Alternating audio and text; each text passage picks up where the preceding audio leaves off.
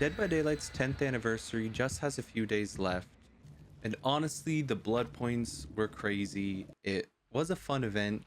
The survivors did receive some powerful abilities, and there ended up being some bugs in the game that remained until the end of the event. So I wanted to kind of make this video and just kind of give my thoughts about how the event went for both killer and survivor, because I do play both of the roles in this game. The overall sentiment is killers had to play more aggressively.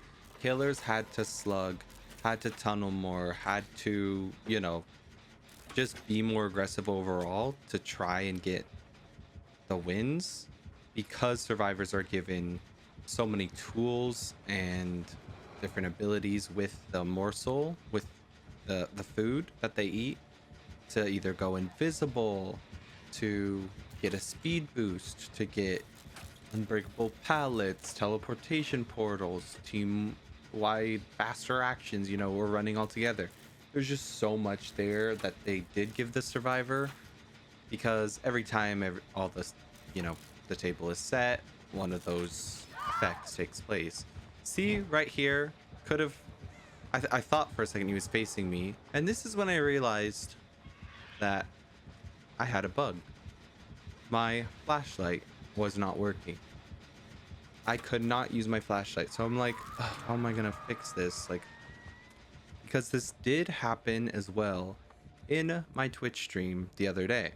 I had a really good setup, like was sneaking right by the killer as he picked it up. It was the perfect spot for a save, and I wasn't able to do it.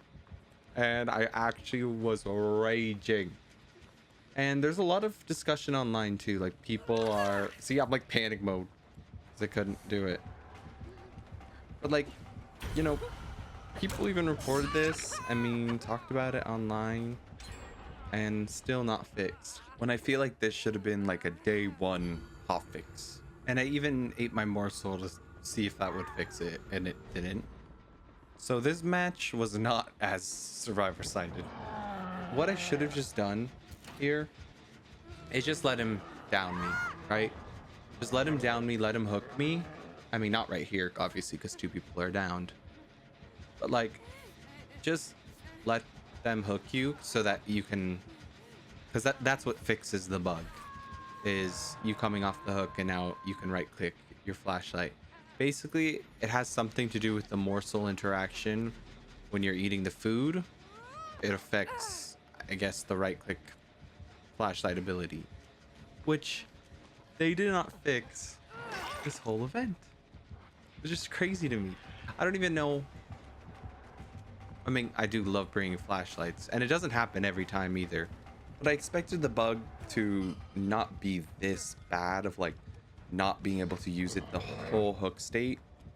So there you just saw me. I went into a bush, dropped the flashlight, picked it back up, thinking like, oh, maybe that'll fix it. Nope. Nope. That did not fix it at all. But enough with the flashlight bug. The portals also extremely useful. Like, the killer could be right on your tail, and then you could just go into the portal. But the thing is, it's not an instant teleport. You have to like left click, and it takes a while to like get the bar to full. I mean, it doesn't take that long, but like, it's a couple seconds.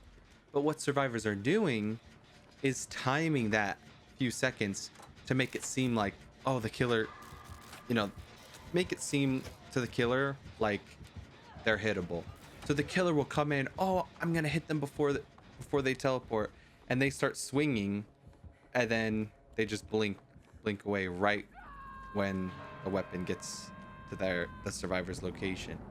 So it's just like, I feel for the survivor. I mean, the killers. I do feel for them having to play a bit more aggressively, and it is just like a harder event overall, which isn't necessarily a bad thing, but I would have would have been interesting if they like gave the killer at least a little bit more variety ability wise for the when the table is set, the survivors get a a perk, and then maybe the if the killer comes by and like destroys the dining table, or has an interaction with the table, then they get a little bonus, and it's like kind of different every time. See, this is what I just explained. So right when they're coming to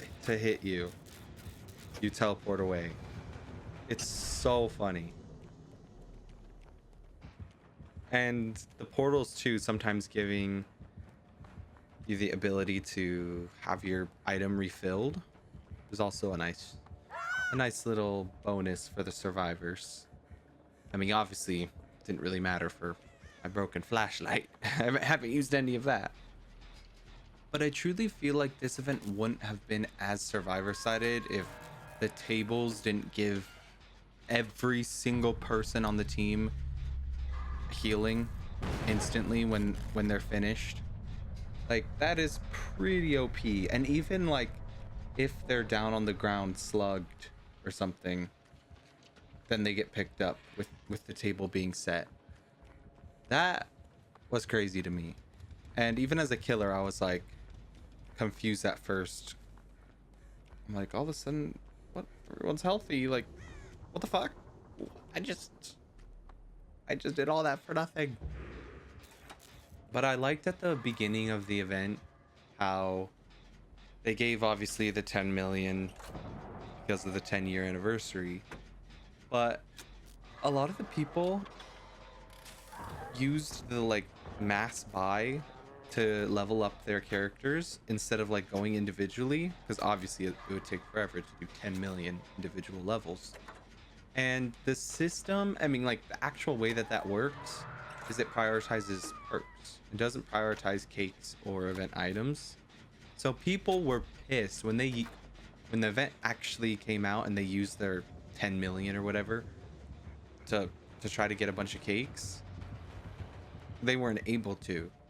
I mean, they got some cakes, but they didn't get as much as they had expected because it wasn't like prioritizing that. So a lot of people did complain about that, and they like fixed within like a day, fixed it, made it so they prioritize cakes, gave everyone another 5 million blood points. Like, that is pretty cool. We do like that. That was nice.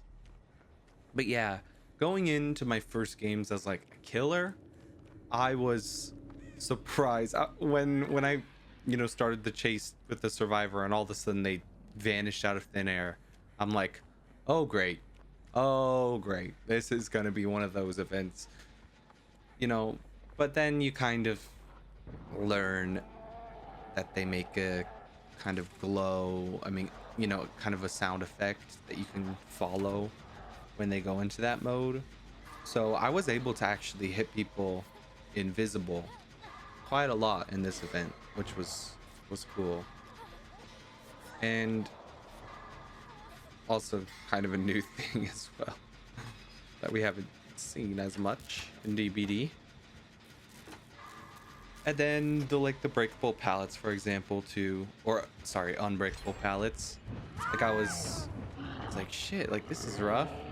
But then eventually I was like watching people talk, and people were saying, wait, you can actually pick up the unbreakable pallets with the Lich's ability, which obviously already an extremely overpowered killer, in my opinion. I mean, the best killer in the game, probably. The Lich could just pick up a pallet. Like, and the fact you can do that on the unbreakable pallets, like, it's OP, you guys. It's OP.